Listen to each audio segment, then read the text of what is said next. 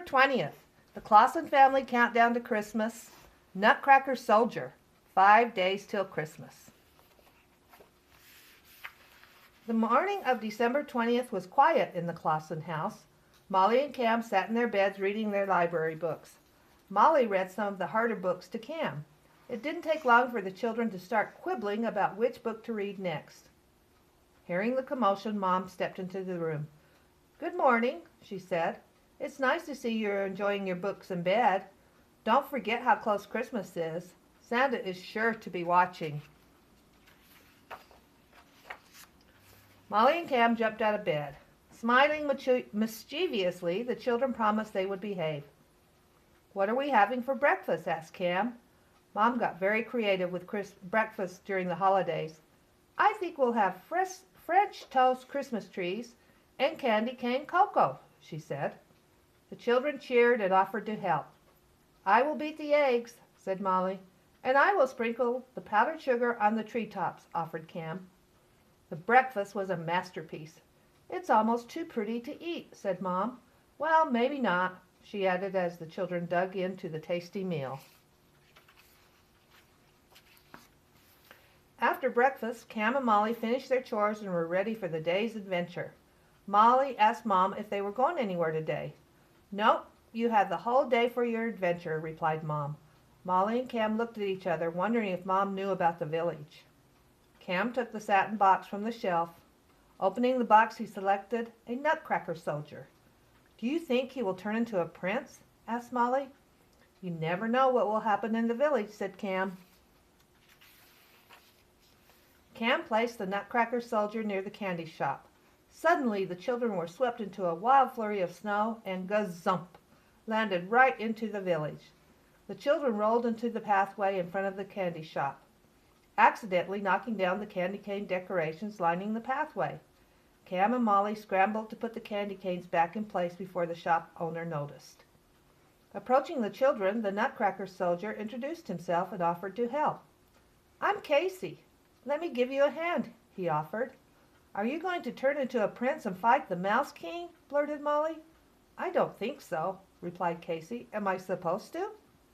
Walking into the candy shop, Cam told Casey to pay no mind to Molly's silly questions. Molly followed Cam and Casey into the shop, eager to see the decadent candy selections. There were caramel apples with sprinkles, frosted pretzels with sprinkles, and cake pops with sprinkles. The children had never seen so many sprinkle-covered treats. "Why are so many things covered with sprinkles?" Molly asked the shop owner. "This is Rainbow Ridge Candy Shop," replied the owner. "That makes sense," said Molly as she looked in the display cases. There were colored licorice ropes shaped to make a rainbow, and even walnuts with rainbow-colored shells. "I can crack those nuts for you," said Casey. "After all, that is what I'm made for." Molly was disappointed. She had so hoped that the Nutcracker soldier was a prince. Cam found change in his pockets and purchased a bag of the rainbow-colored walnuts. "Let's go outside and see what you can do," he said. Cam gave a walnut to Casey. Placing it in his mouth, Casey had the nut shelled before you could say, "Rainbow Ridge." "Wow, that's impressive," shouted Cam. "Can you crack 2 at a time?" Casey placed 2 walnuts into his mouth and crack. But it wasn't the walnuts that cracked. It was a tooth. Casey cried out in pain.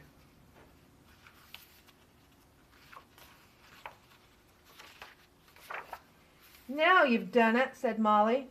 "Casey is in terrible pain." Cam felt bad for asking Casey to crack the walnuts. "Maybe we can take him to the village dentist," he said.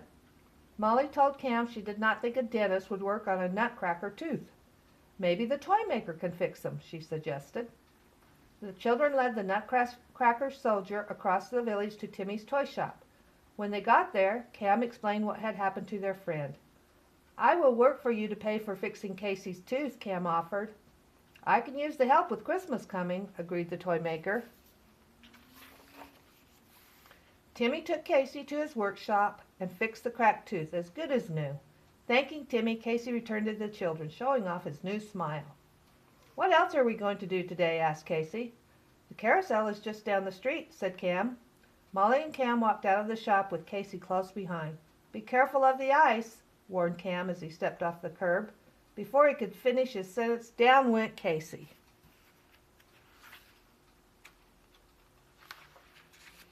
"Ouch!" yelled Casey. "I think I cracked my arm." Holding his arm up, it was plain to see it was indeed cracked by the way it dangled. "At least we didn't get too far from the toy shop," said Molly. "Let's help Casey back inside." "This time it wasn't my fault," said Cam, although he still felt bad for Casey. The many times Cam and Molly had been in the village, they had never been hurt. Perhaps Casey was accident-prone, thought Molly. Timmy repaired the Nutcracker soldier once again. Cam promised to come back and help the toy maker before Christmas. "I'm ready to try the carousel now," said Casey. "I don't think that's a good idea," said Cam. "There won't be time to get you fixed if you fall off." Molly agreed and persuaded Casey to settle for another day. The children headed for home, walking very carefully with Casey in the middle. Molly and Cam took turns running ahead to clear any obstacles that may cause Casey to fall and get hurt again. Reaching the door, Cam asked Casey if he wanted to keep the walnuts. "No thanks," Casey replied. "I've had my fill of nuts today, but I would give a kingdom to ride a carousel horse." Molly looked at Casey and asked, "Are you sure?" Casey smiled and turned to go back to the village.